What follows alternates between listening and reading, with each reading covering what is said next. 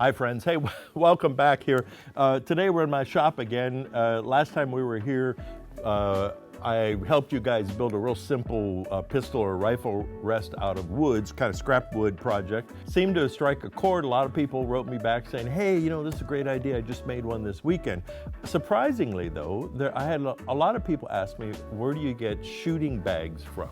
Do you have to buy them? Do you have any ideas? Can I make my own? That kind of stuff. And absolutely you can make your own. I've been making my own for years because I think custom shooting bags are actually more versatile, better, and easier to use than standard sandbags. So let me show you how. Okay, before you get going though and sit down and actually start making these things, and trust me, they're really easy to do, I'll show you. Go to the grocery store and buy some of these. So these are good old-fashioned pinto beans, or as they say frijoles pintos. I grew up in Southern California, so I'm real familiar with these. What's nice about them is that they're bulky and they're light. And they tend to not absorb water really easy. They take a lot of soaking, you know, before you actually can make beans out of them. So you could probably use bulk dry rice, you know, and there may be some other things that you could use. Be imaginative. If you think of anything I'm not thinking of, leave it in the comments if you would. So round up a couple tools. For this, you need scissors and a couple of zip ties, some cutters, and I like to use glue guns, and this is kind of a fancy Ryobi one. I like it because it's got a battery on it, but you can go to the craft store and get a glue gun that'll work perfectly fine for like $8 or $10, and they usually come with a whole pack of glue sticks, and that's enough to last you the rest of your life, trust me. We all have a closet full of clothes and probably only wear about 20% of those. So this is your chance to put your old cast-off shirts or old Holy Levi's and stuff like that to good use. And what you're going to do here is cut sections of the legs, and if they're long sleeve shirts, some of the arms work really good. And you basically just make it as long as you're imagining you want your shooting bag to be, keeping in mind that the ends are going to be folded over or gathered up with a zip tie. And you know, when you do this, get a little kid involved if you can, because they love to use scissors and they don't often get to cut up clothes and stuff like that, and they'd have a big time. I know I've certainly done it, and they always enjoy it, especially with little kids. Anything having to do with a glue gun is always fun. Okay, we're going to make two kinds. The first one is with hot glue. And now if you have a wife, or even if you know how to sew, I mean, there's nothing wrong with that. Sew these up. I don't sew like that, and I don't want to bother my wife because she'll say, you want me to do what? So I'll show you how to do the hot glue gun first. This is what you end up with though. And so basically it's a fold over seam, kind of like picture a hem on your pants. You know, if that was your pants, it's a fold over seam that you just seal with the hot glue. And the beauty of that, of course, is that it's, you know, it's amazingly powerful. I think you could tow a truck with some of this modern hot glue that they have. After you seal it like this, what I like to do is, if this was a full-size bag, is I like to turn it inside out like this. I'll show you. And I learned this trick from my seamstress grandmother, and you see you end up with a really nice clean seam. Now the other side you're going to have to leave kind of folded over, unless you want to be really complicated, and I don't want to be really complicated. The other way we do that is basically the same thing, but instead of hot gluing and folding it over, you just gather it and put a zip tie on it. And so we'll do both so you can see what's going on. Okay, I'm going to put my glasses on and we'll get to work here. Here's a sort of suitable arbitrary length. There is no specifications you need to know. I mean, it's just whatever shirt or pair of pants you have that you're going to cut up. So we'll do a hot glue gun first. What I like to do is go ahead and run some hot glue right along the inside here. And then that's sort of like, it seals it up. And so, now remember, this stuff is really hot, so be careful. It also makes these like spider web things all over the place, and so it's a little bit messy. But if you've got a kid helping you out here, which like I said, I recommend you do, they're gonna love the little spider webby things. So then we'll just let this set up for a couple, 3 minutes or so till it hardens. They have a long set hot glue. It takes several minutes, and I've never really needed that, so just standard hot glue seems to work just fine. Next is easy. We basically just repeat what we just did, and this will give us a nice seam. I have tried it both ways, just sealing the end like this, and then leaving it, or else, you know, making this sort of folded over seam. And you know what? The folded over seam, it just seems to be a lot more secure.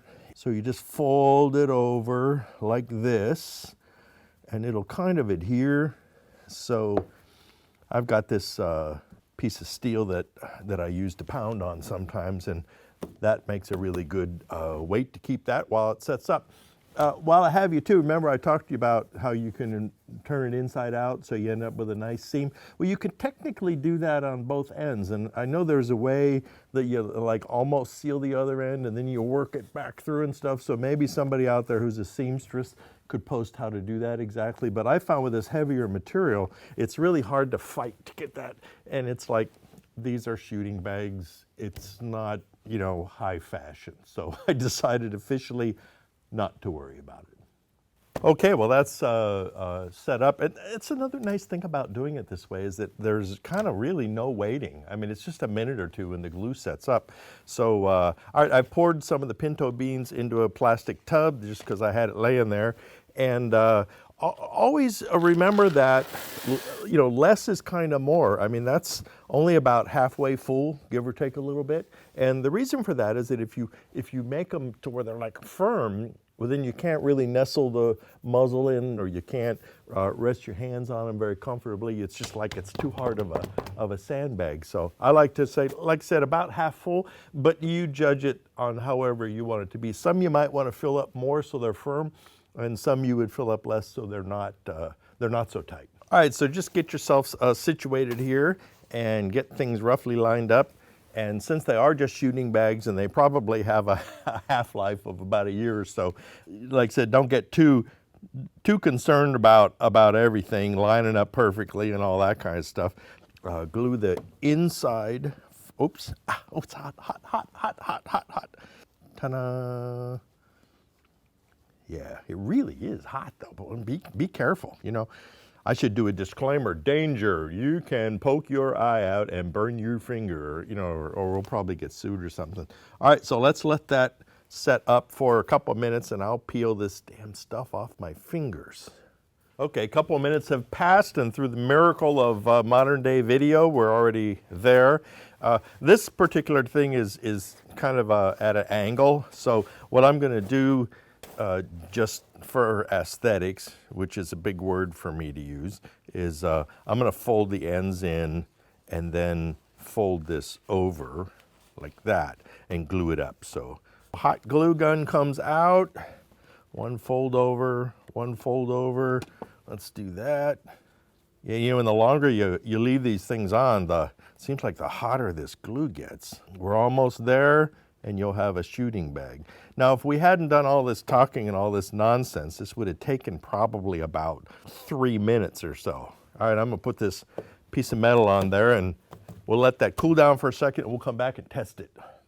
You know, I'm an idiot. In my excitement to get this done to show you, I forgot to do the turn it inside and out thing. So all that means is that basically after gluing that, I would have just turned the bag inside out, so you would have a smooth seam on one end and then this ugly, nasty seam on this end. But actually, it also shows how even with the seams like that, it's perfectly fine. So you can see what I mean though about if you fill them half full or, you know, 3/4 full or something like that, and it gives you the ability to manipulate these, you know, exactly how you want. So if you had 2 or 3 sandbags here, you could, you know, kind of create whatever it is you need. If you're shooting a rifle, this would be really good for underneath your elbow.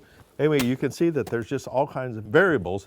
And what I also like about it is that it's really light. If you've ever gone from the trunk of your car to the rifle bench at your range and you're toting 3 or 4, you know, sandbags that weigh 5 or 6 or 8 pounds a piece, well, that gets old fast. And these are just so light, and it's a real pleasure. So, all right, let me show you how to do the zip tie version. Okay, this next way is pretty easy. I like to sort of pre-thread the zip tie. And so all you do is figure out which one of these you want, and gather one edge of it like that. You can be fancy and kind of fold it over if you want to. You know, do it this way, for instance. I just like to just do a gather like that, and then put your zip tie over and run it down. And you will be amazed at how strong these zip ties are. Nip it off, and we've got 1/2 of it done. I think just for the heck of it, we'll do the fold back inside of itself thing on this one. So that will basically give us one side that's like that, which I had a little kid help me one time, and he was like this. We were using white, and he said, "Look, we made a ghost." And I said, maybe we did. Okay, then arm yourself with your pinto beans or your rice or whatever you got going on. And I'm just sort of guessing on how much we're gonna put in here. Pre-stage your thing and then gather this end up.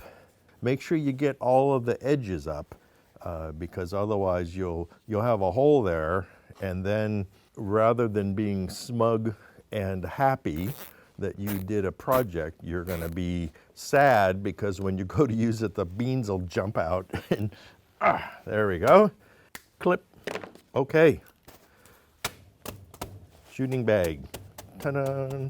See, I like these because they mold really easy. And a lot of times with sand, you know, you gotta kind of fight with it and stuff like that. So I really equate these to just like bean bags like we used to have when we were kids, and only biggie sized and made out of tougher material.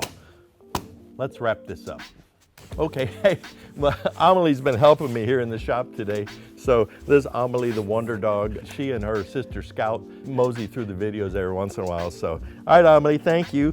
Okay, so 2 different kinds of shooting bags. One fancy one with hot glue, one not so fancy one with zip ties. And actually, I'm happy about this because now I have 2 more shooting bags, and it just seems like you can never have enough. All right, hey, thanks for tuning in. Feel free to post questions or comments down below.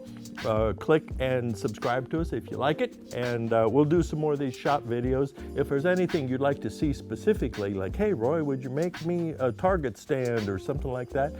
We'll sure give it a shot. So, all right, hey, thanks for tuning in, and don't forget also that our kind of parents are American Handgunner and Guns magazine, and if you like really good gun magazines, subscribe. All right, thanks a lot, you guys.